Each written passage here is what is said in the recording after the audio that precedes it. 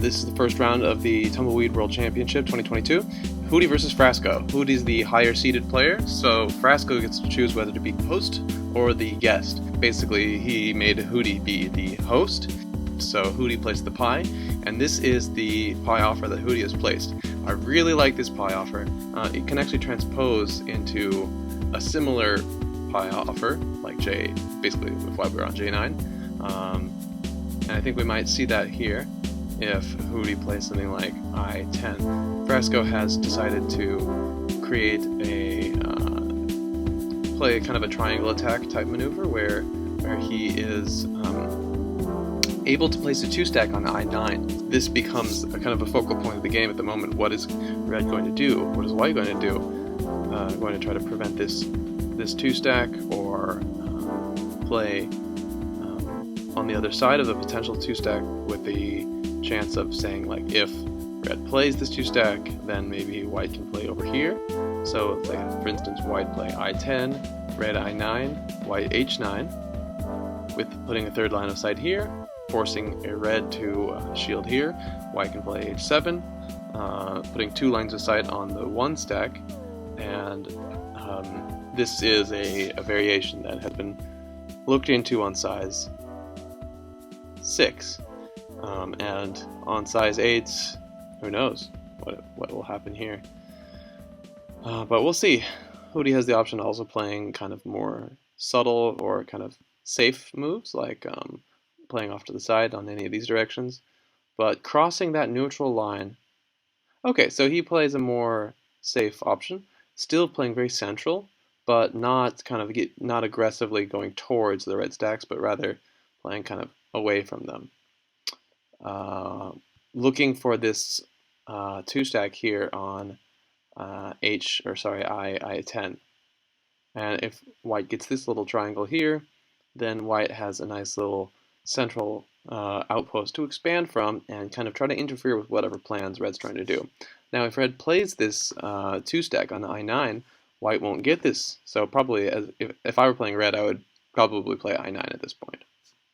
Okay, so Frasco decided to play beyond the triangle. This is a common technique because now if Hootie plays this 2-stack, Red can still play a 3-stack right next to the 2-stack. And when you have 2 stacks next to each other, and one's higher than the other, one of the stacks is usually more intrinsically safer than the other. So let's say Hootie plays the 2-stack on I10, Red plays I9, the 3-stack, and Hootie cuts with H9, putting the third line of sight. But that's a third line of sight on a 3-stack. That means Red would still have plenty of time to make counterattacks against the nearby white stacks. It would probably turn into a fight. Let's see what happens. There's not really any way for White to cut this link, so right now any White moves in these areas would be suicidal. There's no 2-stack, and White would need a 2-stack to kind of break this link. So this is a very strong move. I would probably have placed on E9 instead of D9. And the reason is because E9 is a little bit more of an influential move. And furthermore, I probably would play something like G9. But we're seeing a D9, and maybe he hopes to play a 2-stack on G9. Although, if I were Red, I would probably be focusing on playing a 2-stack on one of these to block White lines of sight into the lower side. However, playing something more sneaky, like on G9, allows Red to play moves on the upper side more easily. And Hootie also plays so we have a double giraffe formation. Both players have played looking for a potential triangle, but then moved past it. So here's this focal point here, and here's White's focal point here, where they can place 3 stacks. Now, if Red places on his I9 a 3-stack here, White can no longer play a 3-stack there. And now White has made a cut in between these 2 stacks here, separating Red's 3-stack from this D9 stack on this side. And there's plenty of space between them. So imagine if, because this is a cutting move, and it's a 2-stack, red has now the opportunity to place an attacking move on h13. And so you can see that because there's enough space, there's 3 stones between here and here, it doesn't become very valuable for red to place this attack in Sente, because white would just be able to shield, and that would actually strengthen white's position. Here we have red reaching up into the upper side of the board, and we have this very nice hourglass shape by red, where there's a strong central stack in the middle, which is kind of interfering with white's formation, and some probing 1-stacks on, nearby the different corners of the board. So red is not going to have a problem accessing various parts of the board, probably. So this is a good thing that red has done, although red's formation is a bit weak if you look at the different lines of sight. So there's a triangle here, right? And so each of these has 2 lines of sights to each other. And then we have this link here. So red is broken up into 2 separate networks of stones, of stacks, whereas white is fully connected within a single network in the middle. And maybe white can take advantage of this, but this is one of those things that it generally doesn't really matter concretely, but it is interesting to think about when you're coming up with a game plan. So, I would say that this part of the board, this red part of the board, is probably less vulnerable than this part. This part's more vulnerable because there's just 2 1-stacks that are briefly, that are distantly connected. And if you can make a move in Sente, like for instance some parrying move here, which also sets up a cutting move between these 2, anywhere along this line. I don't think this is possible, but something like that might be difficult to deal with. So here, as white, white wants to defend against this kind of pinwheel attack against the I7 1-stack. White has 2 lines of sight. White could parry or shield. So putting a shield on I4 makes a bit of sense. But probably right now Hootie is, considering what type of parrying moves could be done. Although it doesn't look like there's that many great options. L10, there's nothing creates like an attack. And that's what you really would hope for. So the attack here is actually prevented by the fact that red controls this link. This is a nice cutting move for later on, but right now this won't cancel out the direct attack on white. So white needs to handle this. And maybe the shield looks like a convenience, but maybe something like K7 or L10 or L7 or something that, basically just continues gaining new lines of sight along the board, giving white more influence, might also be just as good as a shield. But I think the shield looks pretty good. Probably my choice. Let's see if Hootie decides to do that, or something else, or some kind of parry, or altogether ignores it. I really doubt he would ignore this though. Yeah, pretty logical. But he took the time to kind of figure out. He took the time to check for other options. And now in this mesh, these 2 stones each have 3 neighbors, or 3 friendly lines of sight. This stone also has 3 friendly lines of sight. So these are quite strong in terms of friendly lines of sight. And now the question is whether white can find an appropriate time and place to lash out on the surrounding red stacks. This is probably the biggest threat that I can see so far. If J4 is played, it's going to be a 2-stack by either player, so it's kind of a hot spot. If white plays it, then I3 is toast. I3 would have 0 friendly lines of sight. So this is a very vulnerable part of red's network. Conversely, if red plays it, there's no attack. And in fact, I wonder maybe if, okay, so red recognized this, and red has created a very interesting move where he takes control of J4 by putting a third line of sight. So preventing white J4, but also preventing a big problem in case white plays H3, because this move sets up a second line of sight on I3. And the rest of this link seems to be controlled also by red. And so if H3 is played, or another move that attacks I3, red can simply parry by playing H2. And that will make life a lot easier for this I3 stack. So presumably white wants to find some good way to cut this if white will continue to pester the I3 stack. Otherwise, okay, so we're seeing that. And probably now either of these parries here, these shielding moves don't seem very convenient.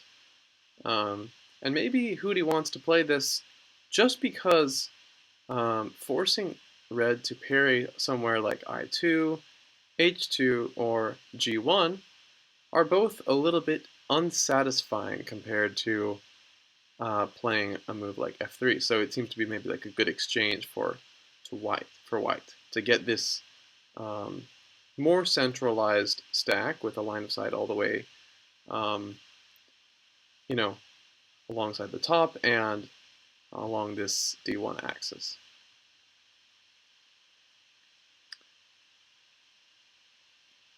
Red has two lines of sight on the neutral at this point as a result of the last move. So white's got to be careful, because if red does get to capture the neutral, this can really burst open white's formation. I mean, capturing the neutral by red would then put H9 on attack, and that gives red the initiative to further attack white's formation. So anytime you get three lines of sight on a piece, you know, it's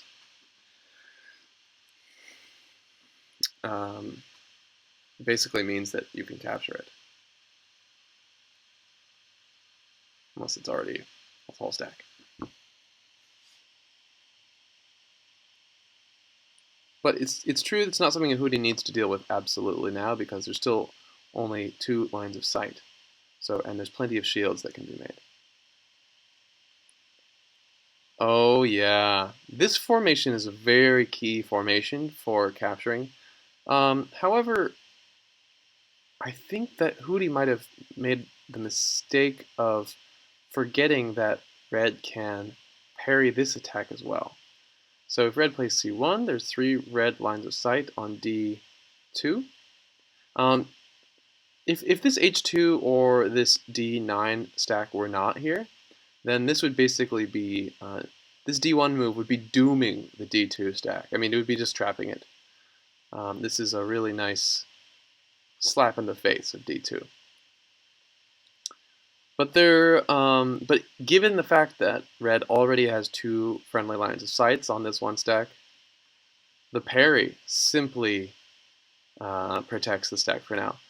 I think that red does have a threat here with h8, but this is kind of a deceptive move, because red could have played c1, parrying and attacking d1, and basically white would be forced to let this stone die, because having only one friendly line of sight and two enemy lines of sight on d1, there'd be no way to really save this stone. But instead, red chose to play b2. A parry still, meaning that this d2 capture would still be suicidal, but not punishing the d1 stack, and instead focusing on the neutral.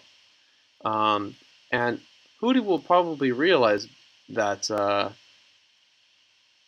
that this parry could have been on c1, and that this d1 stack is actually in danger as a result, because at any time red could play c1 in the future, or I guess e2.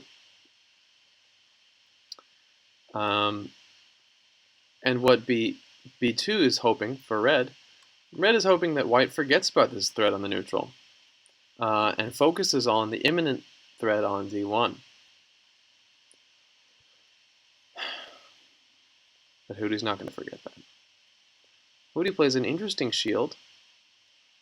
I don't know about this shield because it's a one stack, shielding a one stack,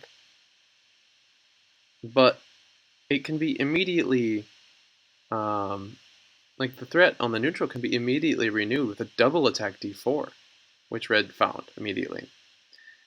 Now the C3 it's just played, right? The most recently played one stack. It doesn't have more than one friendly line of sight. So even adding a line of sight to it now, I mean, it's not ready for parrying. Even if we add a line of sight to it, red can still capture and begin this whole chain of captures here. Secondly, the neutral is again threatened by this two stack on D4 that Frasco has placed. And so, you know, it's a very difficult situation for white in the upper side right now, because this attack kind of backfired, and now this attack, or this defense, was just kind of overturned by red's insistence on capturing the neutral. So, what is white to do? Does white focus on saving the neutral? And furthermore, what is white going to do about these stacks? I think white's basically saying, you know what, this is kind of a lost cause, and I can't save this anyway. And this is a pretty small stack on the edge, so, and it's not even threatened at the moment.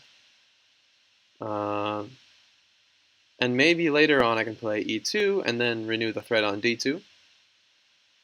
But right now this is a little bit all small compared to getting that neutral. And playing a move like F6 is also nice because it opens up an entire line of sight across the sixth, row. So that capture was made, and white's got to understand that at this point, F3 is under attack. There's two red lines of sight, and there's two friendly lines of sight. So in theory, red could parry. But if red parries, where would red parry? Or red could shield. The shields aren't that satisfying, like this two stack on E3, this two stack on H3. I think this one probably would just immediately crumble to a two stack played by red afterwards on G2. But a parry might be nice, somewhere along this line. It's difficult to know where would be good to put a parry. Maybe H5. But then again, red could, insist by cutting on E2, which is probably why E3 is nice, because what E3 does is says that white controls this space, and that means that even if red attacks this, white can maintain the connection for now and refuses to be cut, all the while opening up this E column.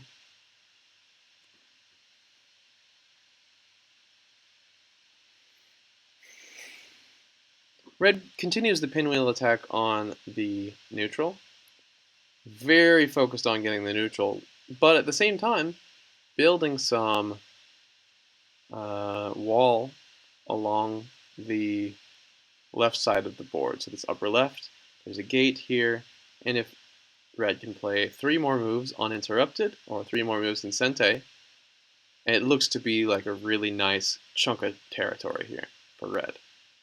So Hootie should probably consider trying to invade at some point. but it's probably not critical now. Uh, and maybe trying to open up new lines of sight into the to the left side while protecting the neutral if possible.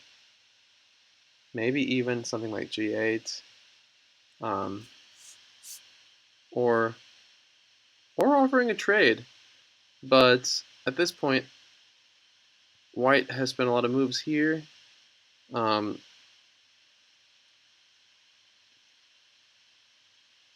but Red has some formations that appear to be fairly safe. And so it's going to take some time for White to really capitalize on all this investment that has been made on the upper side.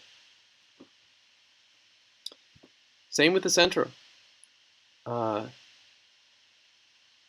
capitalize on the central stacks, White needs to expand into different parts of the board and try to block Red from getting there. But Red already has stacks pretty much everywhere, so the other alternative is to attack the weakness. So what's weak? Well, this is pretty strong, although White can cut by playing E1, for instance, or E2, I mean. Then this will die. And then maybe this will die later. But say E2, and then Red can play D3, plays a 3-stack. Capture, at that point, looks pretty small. So,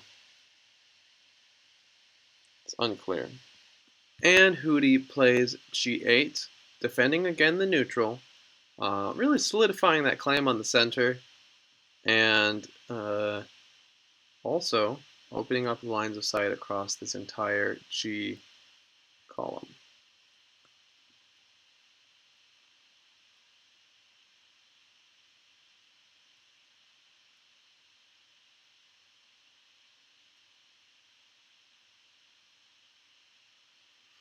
Now, for the first time, White can capture the neutral. Not that it really is going to make a huge difference. This is kind of the problem with the neutral, is that the moment that you can capture the neutral, it becomes like immediately less valuable to do so. Because while it is opening new lines of sight, it's not opening that much new lines of sight. And while it may help White to get a fourth line of sight on this 3-stack, to capture it, maybe, it's going to take a lot of turns to do that, and the moment it happens, it's going to be kind of a boring move. Like imagine White plays here, captures here, and you have 1, 2, 3, 4 lines of sight on the 3-stack, and then White captures. Well, it's like they already had all these pieces here, they just add another one really close, and it feels concentrated. Okay, so Red's played J15, putting a second line of sight on this 1-stack, which only has one friendly line of sight. Pairing is not an option, but White has several ways to shield. However, so let's say like White shields here, maybe J5, J8, J7, J6. Yeah.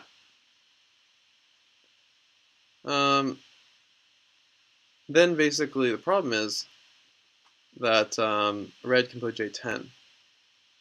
This J10 move will renew the threat. So most likely, White might have to play kind of a crappy shield on J13 or J12. I don't know, we'll see. Frasco is doing really well. Playing really well against Hootie, who can be an extremely tough opponent. So to me, this is a bit of an upset so far because Frasco's ahead in the score. Frasco has more pieces, and in fact, Frasco I think even has more higher number pieces. Let's just count that. 1, 2, 3, 4, 5. 2 stacks. maybe not. I mean, yeah, technically it's 6 2 stacks versus 5 and 1 3 stack. So this is a shield preventing red from capturing J11 by placing J12 in line of sight of J15 in between these two. Now, red can go ahead and attack J12. And the idea is that white could then play I11 or K12 with the hope that then if there was an attacked J12, there would be a snapback. But unfortunately that wouldn't really work because like attack, defend, capture, and then the renews the threat. So there would have to be some additional in-between move where there's... Yeah, it gets complicated. Anyway, that didn't happen. So instead there was this pinwheel. So he renews the threat. And now Hootie gets this parry with a little bit of a counterattack, which kind of comes out of nowhere. When Hootie starts the counterattack, you gotta be careful. Hootie can be an extremely crafty opponent. So here we're looking at D9, which is a really nice target because it's on the edge of this 2-stone. This is a nice shield for red. Just bulking up here, saying, you know what, you might capture some of my stones, but you're not going to get all of them. And actually, this is a threat, so Frasco does a nice job here of kind of just saying, look, I have Sente still. You can't take away my initiative. Because he was attacking this one stack with all these guys on the outside, going in towards here. Hootie tries to counterattack, and now he's counter-attacking on E3. Now, Hootie can probably do an E6 shield, E4, even E5, although this would be vulnerable itself. E7, a 3-stack. And maybe that's what is needed to make these safer, because E7, now then if red tries to play some move attacking this one, there's already 2 white lines aside. So this one seems okay, E7. E8 seems like it would just get immediately killed because D7. I mean, red already wants to play these kind of moves here. If Hootie can just get behind the gate, like a move like D6 looks really powerful because even just now, say D6, okay, and then red says they're able to capture E3, but then white captures D4, right? I mean, what's more valuable right now, D3 or D4? Well, white's not making a lot of territory here, but this looks like it might be a pretty important wall for red. And so I would argue that like playing D6, allowing the capture of E3, and then taking D4 and continuing that attack might be strategically valuable. Instead, we have a shield, which is pretty reasonable by Hootie. And the B1 axis is claimed for the first time.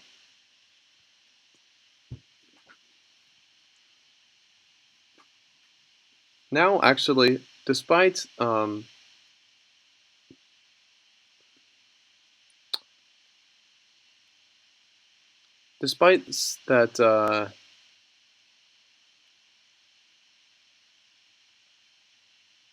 Frasco has one more piece on the board, Hootie has actually controlling more cells than Frasco in the long run.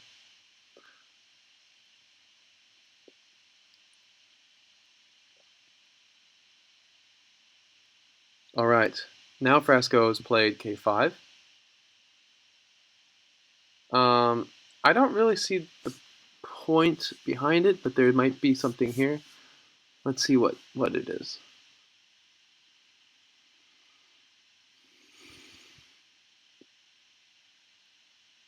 I mean, it takes both this K4 axis and this M column, or the fifth row. Sorry, yeah, fifth row. So it opens a lot of new lines of sight, but what's the point? I mean, there's a lot of good things that you can place from here. Maybe it's just like opening up a shield. I don't know. I think this move is a bit weak, but I don't know if I can really comment because I don't know what the plan is.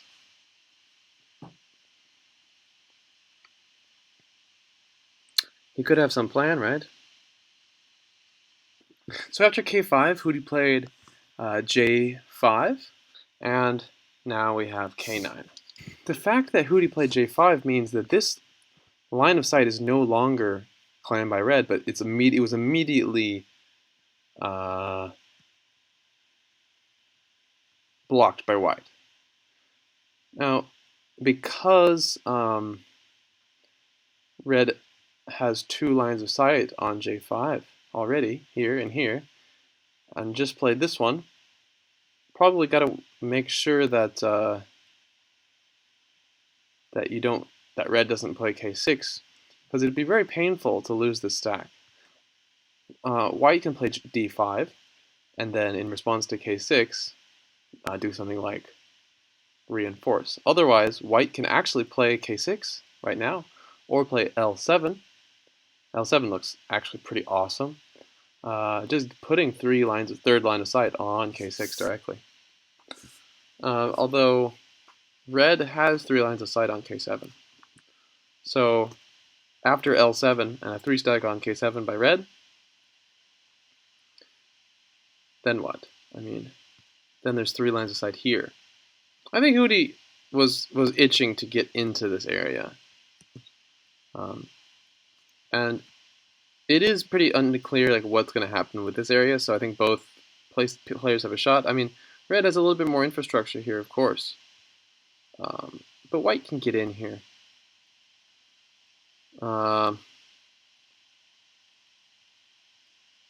It's always, a bit confusing what part of the board the player with the central monster is going to focus on. Right now, Hootie's got a central monster. And these little men are on the edges. They're trying to gate the monster. And the monster's just breaking into various gates. And this is an example of that. And, if white captures d4, that's going to be interesting because then d2 is next, and really this whole area might fall. But white can also focus on this area, like playing, I don't know if it's possible for white to, it's not really easy for white to attack this stack. This is an easier one to attack, in fact, like playing a move like f10, puts third line of sight here. But that will be met with further shields, and like if red plays here, it's a 3 stack, eventually gets to some kind of really hard shell. So if you attack some weak thing, they're going to build something strong right next to it. Okay, so we're adding that third line of sight on e4, which basically forces white to play d4.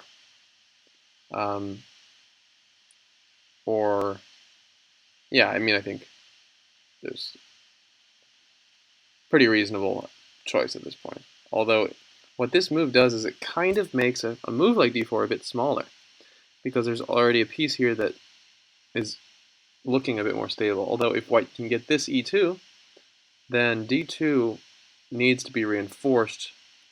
So like, for instance, e2, right? Now we have, this whole thing could die because there are 3 lines of sight and 2 friendly lines of sight. So like e2, right? There's no way to save d2 at that point. Even a move like g2 would still basically trap d2.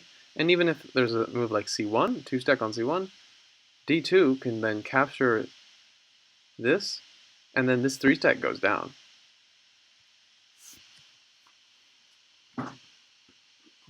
And this d3, I mean, that was just played.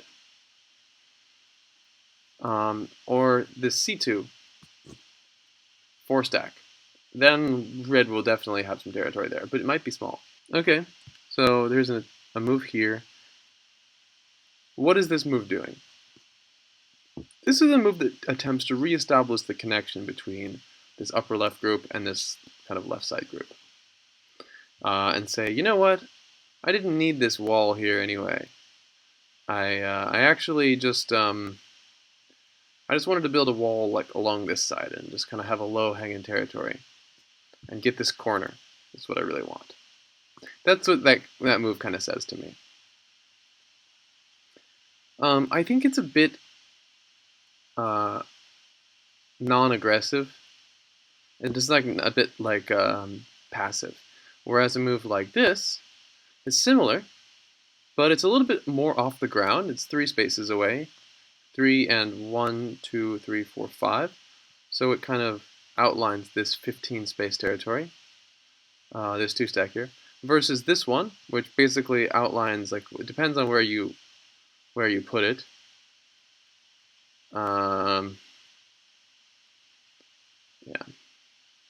it's easy to do like that. Right? But yeah, this wall, building this wall looks really nice and vast. At the same time, creating threats which white probably will want to respond to, like on J5. Third line of sight on J5. And now Hootie played F10 in response to this one. So Hootie put a third line of sight on E9. Now, if this actually has only one friendly line of sight, it's a 2 stack, so it's not so easy to.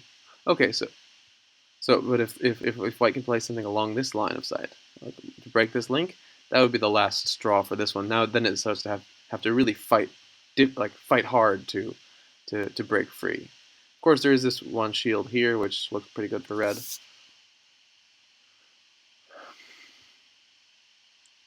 All right, so white attacked here. Frasco shielded. Again, bulking up this area. And now it's up to white. And can white continue the attack here? I mean, there's 2 lines of sight, yeah. And this one doesn't seem to be under any great danger. There's 2 lines of sight here. So what's the most distant attack you can make? Maybe H11? Or even, what would be crazy is J13, almost inviting a shield on I12, which would be met by a snapback on I13. Or does white want to play something like D7? Just completely annoying. Oh, he did. Okay, so like for me, I would probably like let red have this area and just try to focus on the lower side and the right side, because red's invested so much in here, and I feel like it's possible to kind of force red's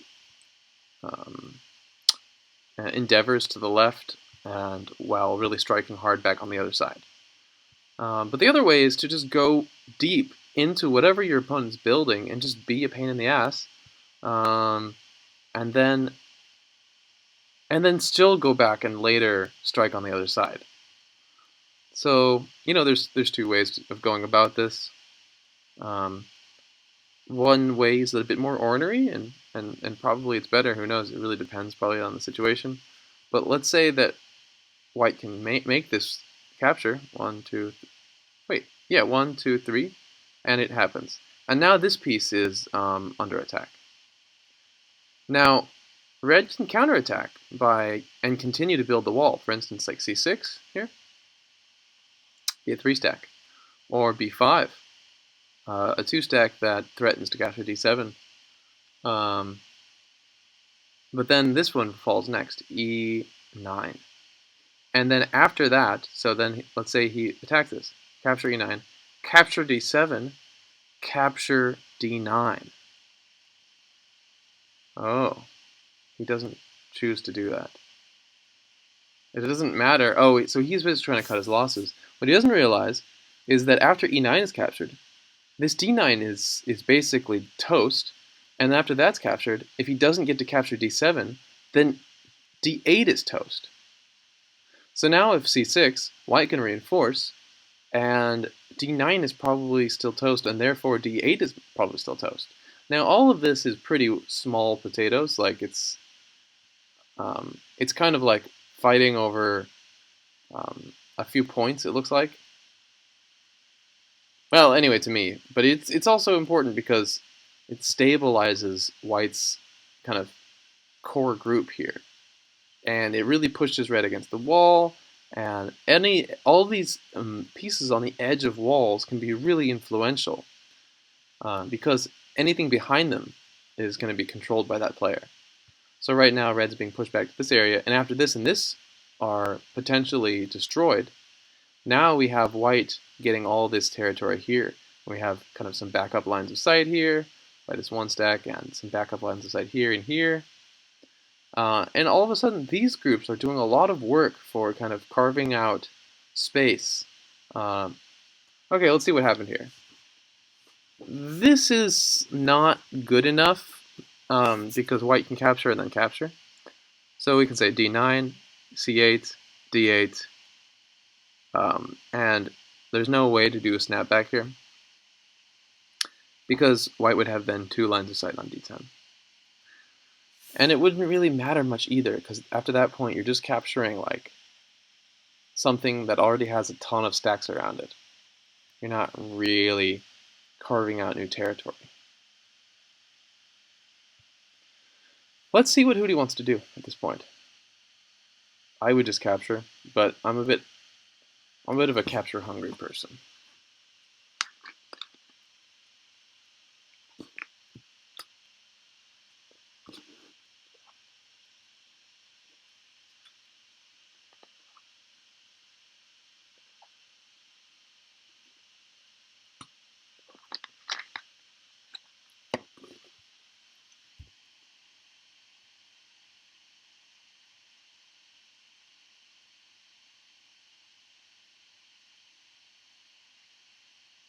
Wow. How generous. I do think this is quite good shape because both of these are basically like this is a 3. What's a 4 stack? This is a 3 stack. There's a 3 stack. Like you have when you put a 1 stack and you have it like in this orientation where there's intersecting lines of sight and there's this kind of 2 spaces in between, 2 empty spaces in between 2 of your friendly stacks, like this. It's kind of knight's move. This makes for some really, really strong territorial boundaries. I mean, White can really grow from this 1 stack here.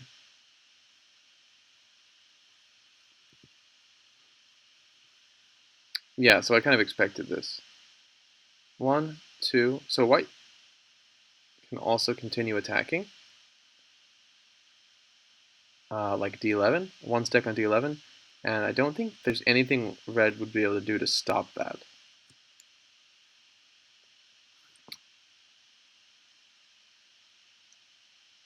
One stack, but then it makes it Red's tempo because after White plays here, Red reinforces, White captures, then there's nothing left for Red to, Red doesn't need anything else from that position. Red can go and focus on the right side at that point. So it might not be wise for Hootie to follow up on this little area here.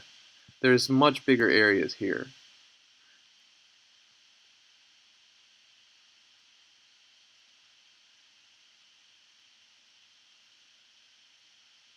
But getting this group like this, expanding as it does into the lower side, looks pretty awesome to me. And Frasco is definitely putting some thorns in the side of White by placing these central 3 stacks here. I mean, imagine the position without them. White would just be kind of glaring down into all sides. But right now here, it's just like I mean, they're not really blocking that much, but at the same time, they're serving as this kind of framework for red to build on the right side.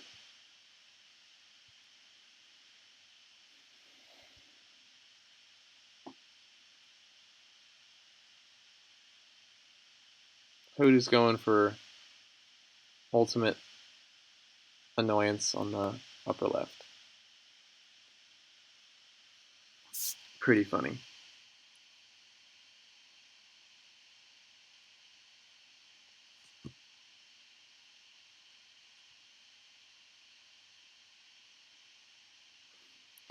But it is the kind of thing you need to do if you want to prevent your opponent from gaining territory.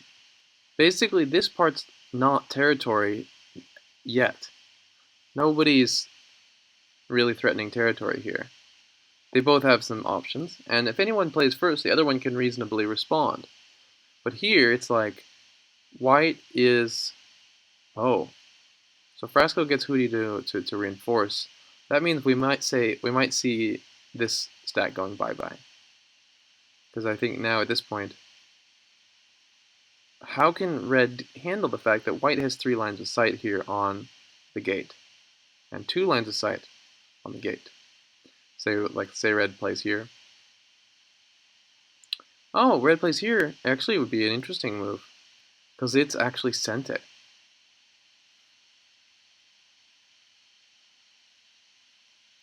It's Sente because this would need to have a defense. White doesn't want to lose this stack. And white would probably need to shield somehow. So this looks pretty good for red. C5. Not B4 because that'd be suicidal. And C5 does get played. Huh. See, it's not completely random in Tumbleweed. We can kind of predict what the important moves to make, you know? There's just some moves that look kind of good because it's like, okay, here, I can close up my wall while attacking your piece. Now, he's got to deal with this attack. Or he maybe won't see this attack because it's kind of a sniping. Alright, so he does. And what Hootie does is pretty smart, I think. Because here now, 014 becomes a possibility. And I mean, I doubt this move will actually get played soon, or if ever.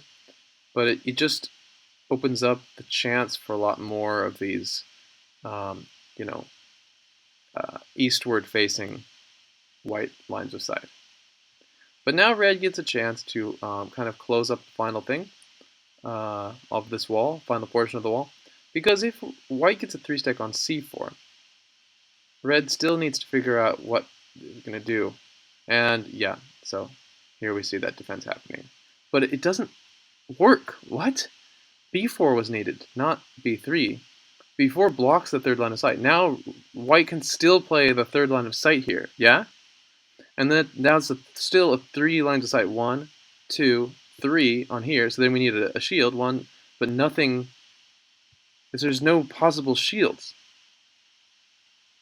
And so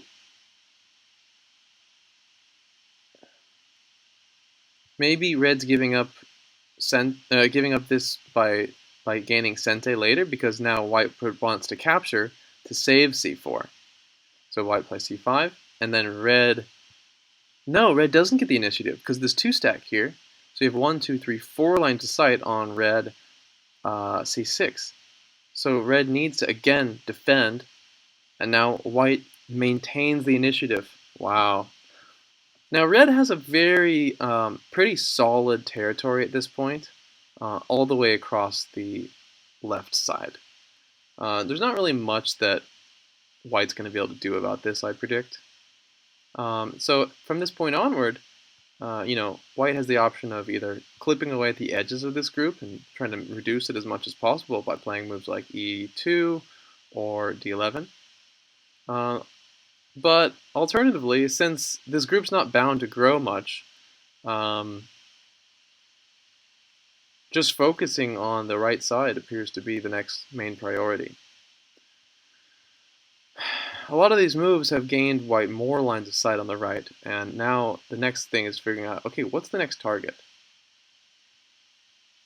I think this move is interesting because I think white is interested in capturing this 3-stack because it's like one of those big barriers to white really expanding rightward. But I actually would, I mean, I like the idea, but it just takes so much effort to capture a 3-stack. I would try to do it with moves that do more um,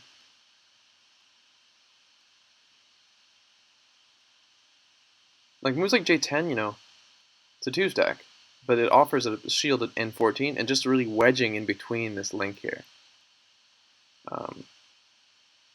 And moves like J9, attacking both at once. These kind of moves are something. These are the way that I would hope white could really make it into the right side and attack those stacks at the same time versus trying to do one at a time. So now red has smartly made a move that tries to really secure red's position in the middle by attacking I7. 3 lines aside here. You know, white can definitely do a reinforcement, but be much more efficient to shield. And luckily, basically, wherever white wants to shield, they have at least a 3-stack defense. So like, and this is not going to be a kind of pinwheel. Like this is the end because right here, none of these links are being broken. Yeah, these are pretty strong defenses, and white can later on go and reinforce J5. But what has happened here is now by making these 3-stack in Sente,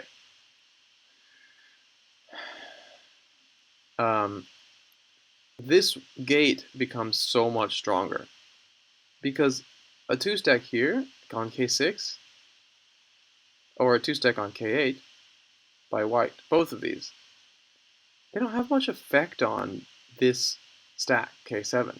K7 is stronger than that.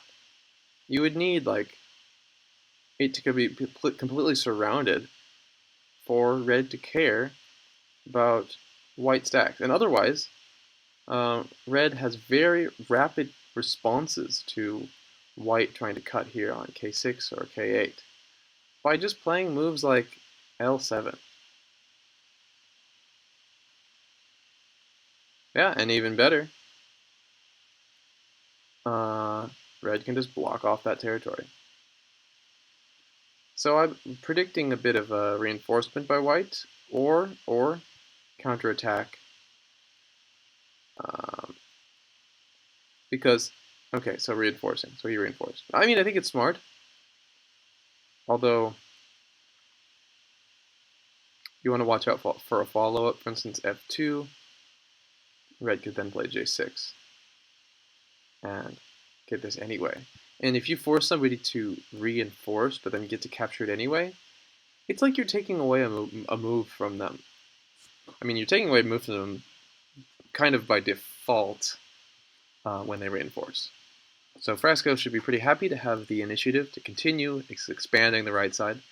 Maybe playing something like K8 and growing along the bottom, or even a really strong stack like K11 or some... Let's see, is there any kind of attacking moves that can be made? The thing about Hootie and his configuration here is that Hootie's really got a lot of strength in his position.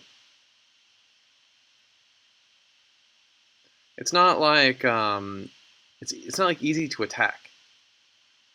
That's the it's not vulnerable. You know, he's got some stones that are probably dead, like this one's dead.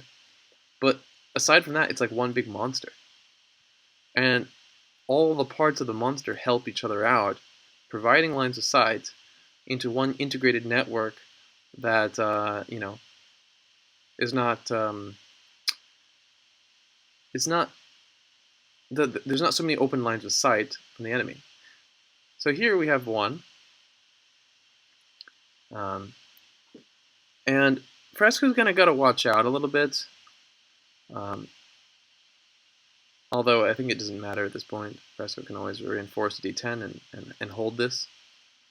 And if it loses d11, it's probably not a big deal. So this is kind of more of a move to gain lines of sight along this lower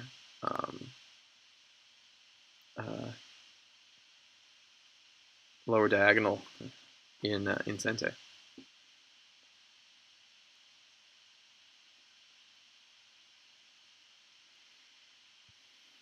Like I said, maintaining a pinwheel on this deck is just basically not going to happen.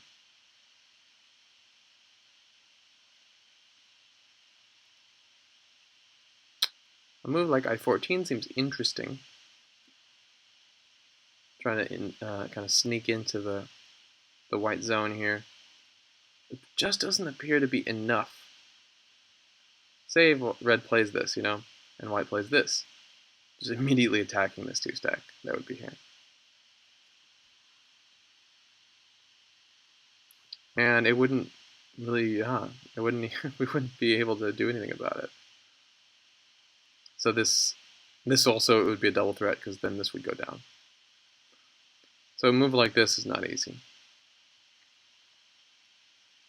So what does red do? Something like this makes a lot of sense. These are the kind of stones that you use as a shape piece. So this is kind of built to be the corner. Although I can see there's possible 4 lines of sight here, so this could also be a corner. Or if red's lucky enough to get this whole thing, then more power to him, but you'd have to fight white for that. But at least here, a lot of red influence on K11, play 4-stack, and get a corner. So what white wants to do is prevent white from doing that. Maybe too late, because despite the fact that white is now having all these eastward-facing stones, red can still block them all, playing a corner, a 3-stack here.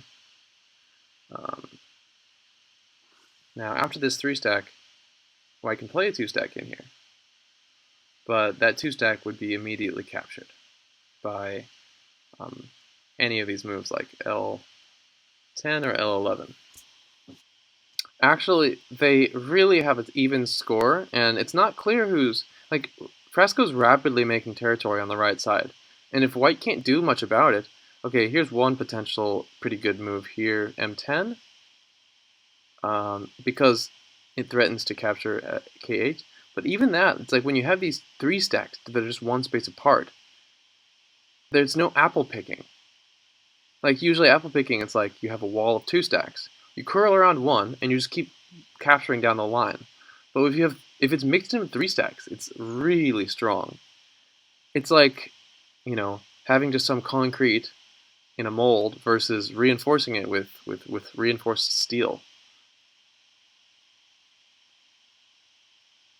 You have these extra scaffolding pieces that can keep everything in place, and in case something weakens, it still gets held by the rest of it. Even a 3-stack here can be surrounded and recaptured by the group.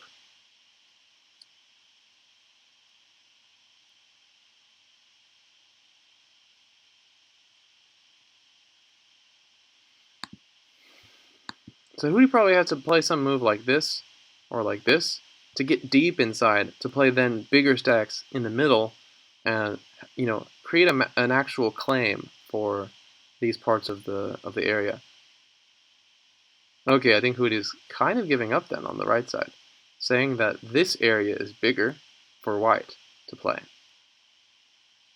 I'm not sure I agree, because this seems like a really important area.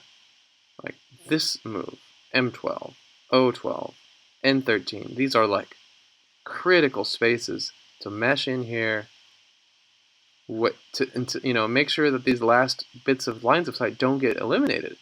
Because after this move,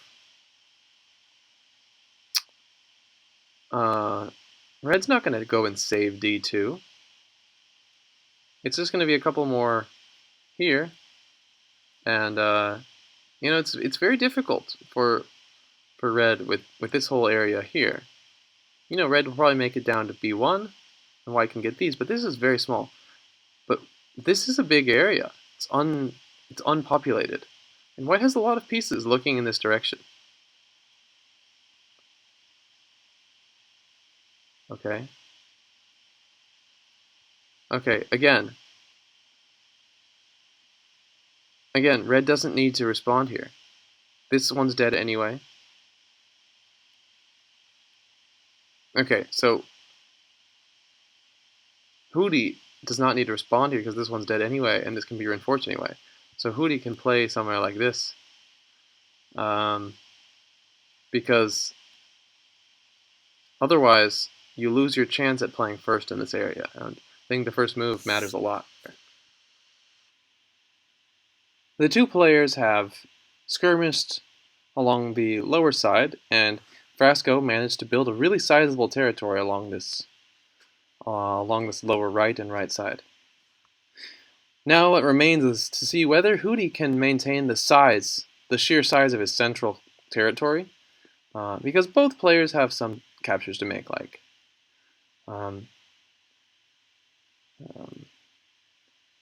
red will capture M14, white will capture K15, white will place a shape point on L14 and have this here. So that's about equal here.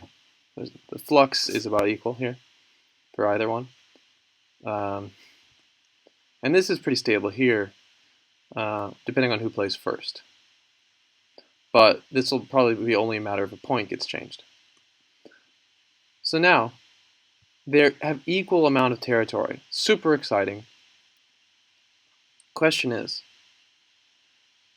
what to do? I mean, you know, you have 2 lines of sight already on this 2-stack, so, and then this 2-stack is also threatening to play a 3-stack here and a 3-stack here.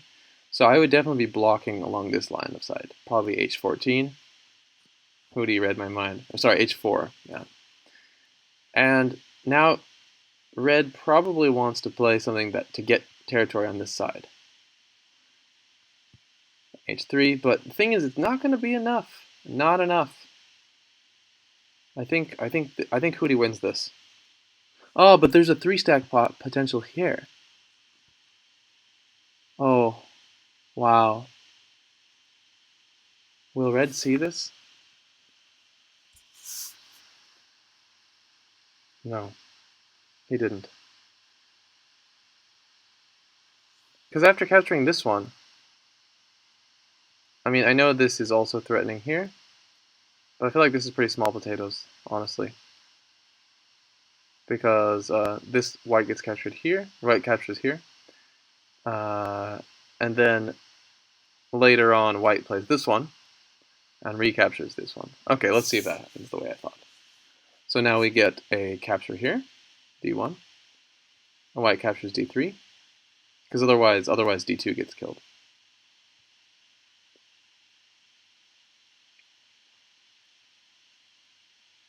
Yep. And then d3 gets captured. And red can, red can try. Red can try. Yep. To play one of these, but it's really a Mii threat. Oh, actually not necessarily. Oh, wow. Say F1 is actually, no, it's not, because there's not a third line of sight. But the thing is, red would be threatening to play on H3.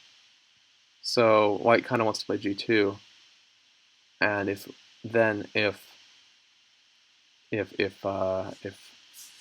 red gets E1, then this is all connected up. So is it enough? Is it enough? I mean, this is all now pretty much, yeah. So he plays this one. Now, if this is played, E1, what's bigger? Capturing E1, allowing H3 to then recapture D1. So this is it's this, right, versus this. This is This is what red gets. No. Okay, red gets this one anyway. So it's really just a matter of these two versus these two. So I guess it's about equal, yeah, in the end.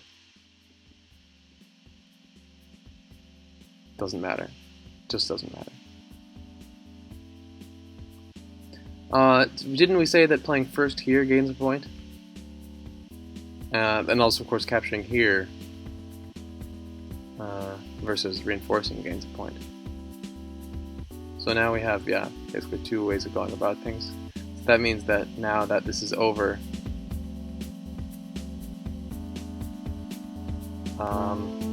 this actually doesn't matter. I think white should then still play first here. Because, oh,